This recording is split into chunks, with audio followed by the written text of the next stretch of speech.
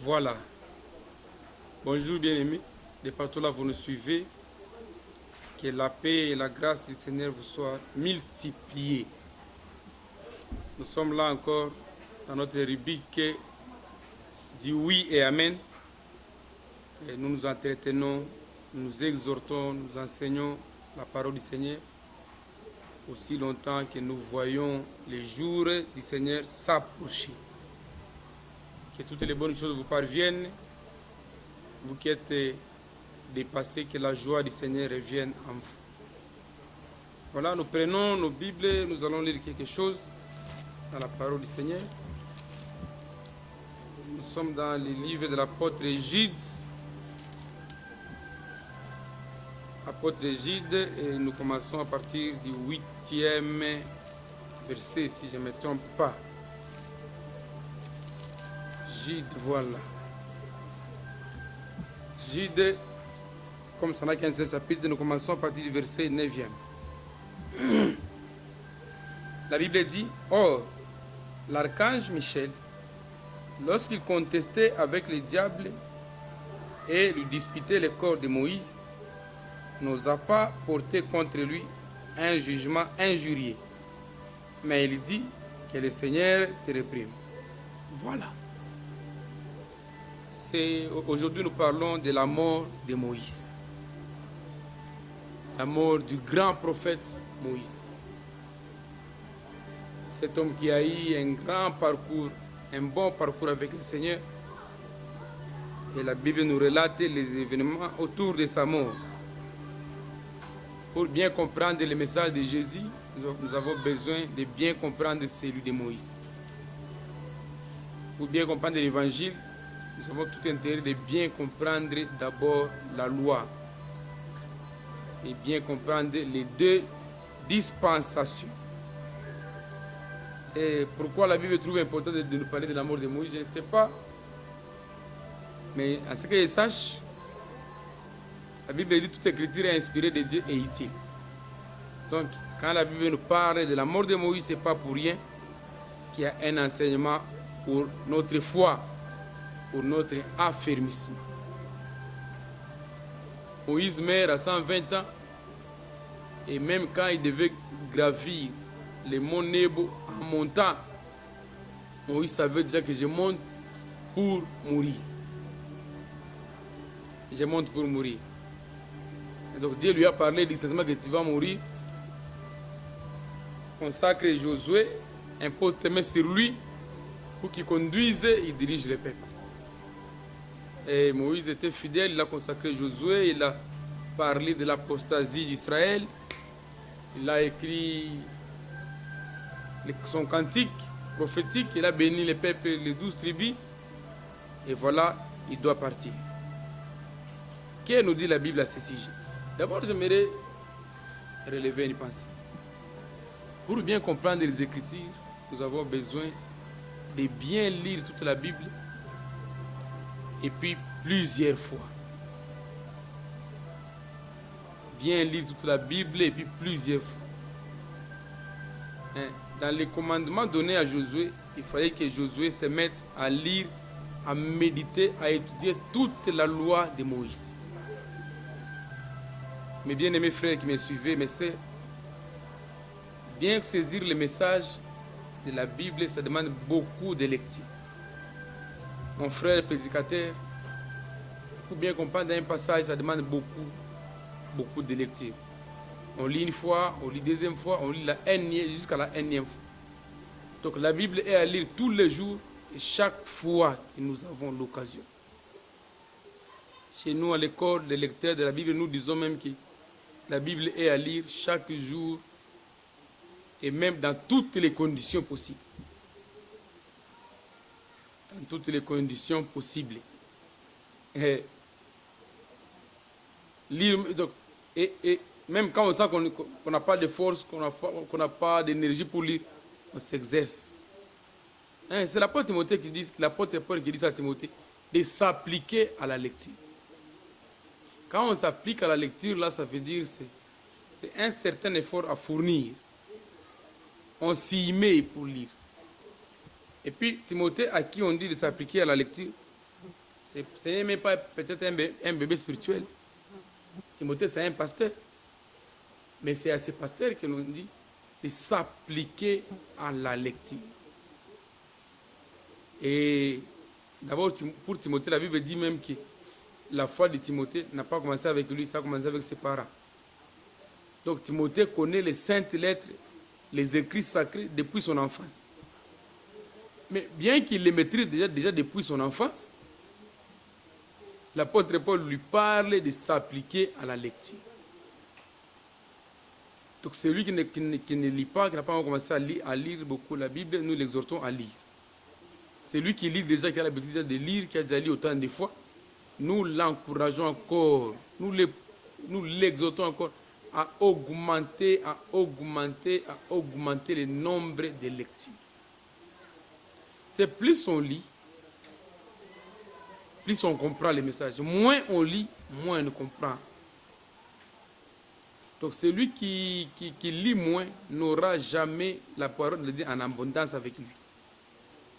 Celui qui écoute rarement les enseignements, il ne l'aura jamais en abondance. Or, le souhait du Seigneur, c'est que sa parole habite pleinement, habite parmi nous, habite en nous dans toute sa richesse. Voilà, nous sommes de ceux-là qui disons que dans toutes les activités qui se font dans une assemblée de Dieu, où les hommes aspirent à aller au ciel, c'est la parole qui doit avoir le plus de temps. Et mes chers pasteurs, je reviens encore à vous. Enseignons plus, prions moins. Enseignons plus, chantons moins. Enseignons plus, ne donnons pas beaucoup de temps aux appels de fonds. Enseignons plus. Et puis pas n'importe quel enseignement, les vrais enseignements. Les vrais enseignements. Quand on a moins d'enseignements, les enfants ne seront pas affermis. Ne seront pas affermis. D'ailleurs, moi qui vous parle, j'ai un bon témoignage chez nous. Aujourd'hui, on a appelé les malades pour qu'on prie pour eux. Et dans toute l'assemblée, il n'y a eu que 2 frères malades. 2. Et parmi les 2, l'un c'est un visiteur, l'un est de la maison. Qui est aussi déjà guéri après la prière. Donc, l'enseignement est très important dans l'Église. On n'aura pas les frères affermis, des serviteurs affermis avec peu d'enseignement. Non. D'ailleurs, si vous mettez les programmes d'enseignement, qu'il y en a qui refusent de venir, c'est d'abord une preuve que vos enfants, à vous, les enfants de dans cette assemblée-là, sont ceux-là qui disent oui à l'enseignement. L'Église primitive, la Bible dit, il persévérait dans l'enseignement des apôtres. Persévérer.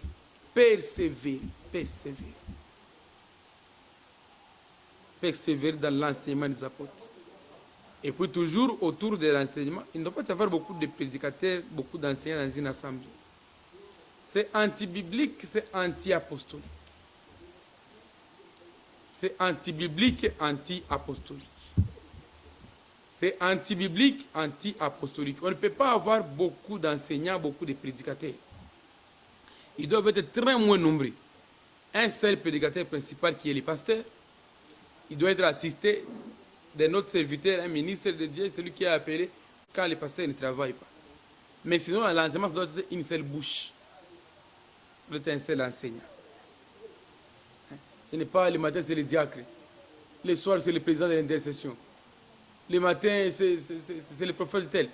Ça ne permet pas au peuple de Dieu d'avoir une bonne digestion, une bonne santé. Donc l'enseignant dans l'église, l'enseignant se connaît déjà. C'est le pasteur qui est l'enseignant. Et toi, mon frère, n'aspire pas à ce ministère. Toi, vois aussi autre chose à faire dans l'église. C'est le ministère qui a le moins de personnes dans l'église. Et l'enseignement, ça se fait lentement. L'enseignant doit être assis. Il enseigne. S'il y a des questions, on lui pose autour des Écritures. On répond à la lumière des Écritures. Voyez un peu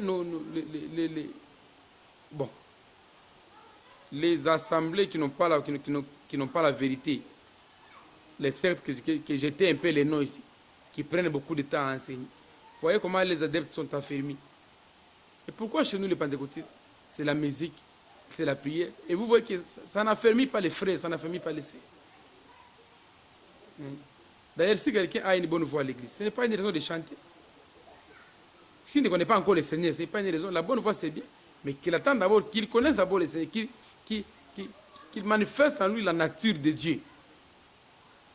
La vérité, la justice, les fruits du Saint-Esprit. Que la personne connaisse d'abord le Seigneur et puis le service vient après. Excusez. Donc, il persévérait dans l'enseignement des apôtres. Mettons, l'enseignement sauve, l'enseignement corrige, l'enseignement bénit l'Église. Chers hommes, l'enseignement bénit l'Église. Comment on peut avoir un petit marathon de 3 jours, d'une semaine à l'Église, qui commence de 15h à 18h, ou une célébration? Mais ces petits programmes-là, avec 4 orateurs, 3 orateurs, pourquoi? Pourquoi beaucoup d'orateurs comme ça? C'est un petit marathon, ça. On a un seul orateur. Les enseignants et le travail, c'est l'enseignement. Ils doivent travailler à ça jour et nuit. Et ils ont comme activité lire la Bible, connaître, chercher à connaître Dieu et parler de Dieu aux enfants de Dieu. Aux enfants de Dieu.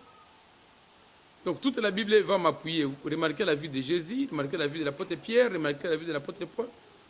Si nous voulons aider les frères, prenons du temps à beaucoup lire la Bible. Parce qu'on ne peut pas aussi enseigner si on ne lit pas tout. Prédicateur qui suit d'abord les matchs, qui suit d'abord les catchs, qui suit d'abord l'information pendant des longues heures et puis va prendre 20 minutes pour la Bible et puis va enseigner longtemps. Non, ça sera de la magie. Ça sera de la magie. Et puis vous aussi, mes collègues serviteurs, je suis encore chez vous. Ici à l'université de Lumbashi, c'est pour que quelqu'un devienne médecin, ça prend beaucoup de temps. Ingénieur, avocat, ça prend beaucoup de temps. Mais pourquoi vous vous contentez d'aller dans des écoles théologiques où vous faites 2 semaines, 3 mois, 6 mois, on vous dit vous devenez gradué, vous devenez licencié? Pourquoi vous vous plaisez de ça? Et puis vous étudiez là peut-être de 14h jusqu'au soir. Ou c'est quelques 2-3 bons matins là. Et puis, vous réjouissez de ça. Pourquoi nous allons nous réjouir de ça? Donc l'enseignement, c'est le domaine des hommes qui sont prêts à la loi des moindres efforts. Comment quelqu'un peut faire 6 mois d'études, 3 mois, 2 semaines, il devient licencié, il devient gradué? C'est de la magie, ça. Et pourquoi même les titres? Pourquoi vous voulez être gradué, diplômé, je ne sais pas, dans les études bibliques? Jésus a donné les diplômes à qui? Nous sommes là, nous sommes des étudiants à vie des Écritures. On ne rêve pas un jour d'avoir un diplôme. Je n'en ai pas besoin. Le diplôme pour prouver à qui que j'ai étudié la Bible. Ou bien j'ai terminé quoi? On étudie seulement sans fin. Études, études, études, études, lecture, études, lecture, études. Ce sont des passionnés des Écritures. Voilà. Je reviens au sujet de Moïse. Moïse meurt et sa mort est porteuse de beaucoup de leçons. Il meurt, la Bible dit que Dieu l'a enterré. Et personne n'a vu son sépulcre jusqu'à ce jour. Dans toute la Bible, Dieu a déjà enterré qui? Personne. C'est seulement Moïse. Et je pense que c'est l'unique fois que Dieu a enterré quelqu'un. Dieu l'enterre, mais personne ne connaît son sépulcre. Il l'a mis où? Dans un rocher, dans la terre, dans l'eau. Le corps de Moïse a disparu ou comment? Nous ne savons pas.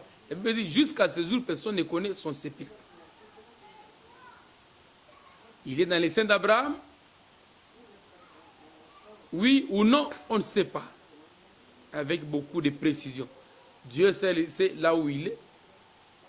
Nous l'avons vu apparaître à la montagne de la transfiguration avec Élie. Dieu seul connaît où est-ce qu'il est allé les prendre. Et après la mort et après la transfiguration, Dieu seul connaît où est-ce qu'il va les retourner. Où est-ce qu'il va les retourner? Nous comprendrons bien quand nous serons dans l'éternité. Mes frères, je voulais relever un peu un élément. La Bible parle dans Apocalypse 11, je pense, de 2 oliviers, de 2 oins, se tiennent devant le Seigneur. Ils ont le pouvoir de fermer le ciel, ils ont le pouvoir de transformer l'eau en sang. Pourquoi nous pouvons être trop rapides de dire que les deux prophètes là, c'est Élie et Moïse? Et pourquoi donner cette précision-là? Parce que la Bible ne donne pas ça. Réservons-nous, nous savons qu'il y a des prophètes qui viendront prêcher Israël. Comme la Bible a-t-il leur nom, nous aussi on s'était d'abord. Nous les comprendrons bien quand ils viendront. Dire directement que c'est Élie et Moïse parce qu'ils ont ces pouvoirs-là, les pouvoirs que les deux là avaient, ce n'est pas vrai. Aujourd'hui, là, moi je prêche. Avant moi c'est Paul qui prêchait. Est-ce que je vais dire nécessairement que je deviens Paul? Ou bien tout celui qui prêche c'est Paul? Non. Donc les deux prophètes là, ce n'est pas nécessairement Élie et Moïse. Leurs noms ne sont pas donnés. Abstenons-nous aussi de donner cette précision-là. Mes frères prédicateurs, ça ne nous serait pas vraiment bien. Restons fidèles dans la transmission du message. Parlons de deux prophètes ou de deux oliviers, que Dieu lui-même maîtrise bien les noms. Le Moïse meurt, Dieu l'enterre. Et il s'est passé beaucoup de siècles sans que nous ayons des détails, des informations sur la mort de ce grand homme. Sur la mort de ce grand homme. Et au sujet de Moïse, la Bible dit que Moïse était un homme fort patient. Et c'était un homme fort patient. Donc la mort de Moïse, Dieu lui-même comprend bien ce qu'il y a entre lui et Moïse. Ce qu'il y a entre lui et Moïse. Et ça nous étonne que Moïse, qui était un homme fort patient, puisse se patienter dans un petit événement comme celui de l'eau. Dieu lui parle de parler au rocher, lui qui frappe les rochers. Bon, il était sûrement déjà, le peuple l'avait déjà énervé. Le peuple l'avait déjà énervé. Mais je ne peux pas ici dire que Moïse était un homme colérique. Si je dis ça, je vais mentir contre les Écritures. Il était un homme fort patient. Ce jour-là, comme il en avait déjà marre de ce peuple, il a manqué de maîtrise et il a eu des problèmes avec Dieu. L'eau est sortie, mais il a eu des problèmes avec Dieu. Là, c'est une leçon pour nous qui sommes dans les ministères. Et Dieu, nous n'avons pas à nous habituer à lui. Et nous avons toujours besoin d'humilité, de patience, de réserve dans notre marche avec Dieu. Moïse n'était pas un homme colérique, mais ce jour-là, il a manqué peut-être de maîtrise. Sinon, c'est un monument. La Bible elle-même rend témoignage que parmi les prophètes, s'il y a des prophètes, Dieu parle avec eux par des visions, par des songes. Mais avec Moïse, Dieu parle avec lui comme maintenant on parle à son ami. À son ami. Moi aussi, je suis serviteur, mais je ne peux pas me comparer à la trempe de Moïse. Celui-là, c'est un père. Bien sûr, la Bible dit que ceux qui sont nés de femmes, et nous qui croyons dans le Seigneur, nous sommes plus grands que même Jean qui est le plus grand d'entre eux. Dans cette pensée-là, c'est le Seigneur, c'est Jésus lui-même qui comprend ce qu'il veut dire par là. Mais pour nous, à notre niveau, Moïse reste le père. Moïse est un grand père. Pour les pasteurs, pour les serviteurs, pour les dirigeants, Moïse, c'est une référence. Alors Jude nous dit que lorsque l'archange Michael disputait avec le diable et le corps de Moïse, il n'osa pas porter contre lui un seul jugement injurieux. Mais il dit au diable que le Seigneur te reprit. Il fallait qu'il y ait beaucoup de temps après. Donc, il fallait que les eaux de Noé passent pour que l'apôtre Pierre vienne nous expliquer ça plusieurs années après. Quand Israël marchait, on ne voyait pas un rocher marcher à ses côtés. Mais c'est l'apôtre Paul qui vient nous dire qu'Israël marchait, il y avait un rocher qui les suivait. Donc, bien comprendre les Écritures, c'est bien défiler dans tous les passages, les lire lentement avec l'esprit de méditation, avec l'esprit d'humilité. Michael n'a pas insulté le diable. Mon frère, ma sœur, même quand tu es en train de servir Dieu, quand tu pries, la Bible ne nous dit pas d'injurer le diable, d'insulter les démons. nous allons pécher pour rien. Servons-nous de l'exemple de Michael qui a dit au diable que le Seigneur te réprime. Pourquoi le diable cherchait le corps de Moïse? Je ne sais pas. Lui-même sait qu'est-ce qu'il y avait de spécial dans ces corps-là. Et peut-être c'est des choses que nous comprendrons aussi dans la suite des temps. Michael dit que le Seigneur te réprime. Donc ce n'est pas à nous de porter un jugement, un regard injurieux sur Satan et son système.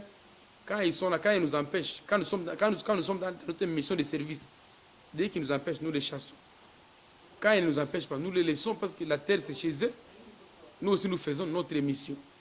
Hein? Mais les enfants de Dieu, notre mission ce n'est pas détruire les autels du diable sur la terre. Notre mission c'est prêcher l'évangile. Notre mission c'est gagner les âmes. Donc nous gagnons les âmes. Quand on va gagner les âmes sur le terrain, on trouve qu'il y a une résistance. Nous chassons les démons, nous gagnons les âmes. Et puis nous remplissons notre ministère. Sinon la terre, elle est sous la puissance du diable. C'est le diable qui gère ça. Depuis qu'Adam lui a donné ses pouvoirs dans les jardins d'Éden. Et voilà, c'est un sujet aussi vaste. On ne saura pas terminer dans les quelques 20 minutes que nous avons. C'était l'épée que nous voulons partager avec vous, mes bien-aimés. Moïse, il est où? Moïse, il est quelque part, c'est Dieu qui sait. Et nous comprendrons bien lors de la résurrection. Pour ceux qui seront avec nous, soit l'enlèvement ou la résurrection. Et pour les païens, le Seigneur vous aime, bien-aimés, donnez votre vie à Jésus pour votre salut. Pour vous qui l'avez déjà reçu, marchons d'une manière digne du Seigneur, car l'avènement du Seigneur est plus proche de nous que lorsque nous avons cru. Que la paix et la grâce du Seigneur soient votre partage. Bye bye.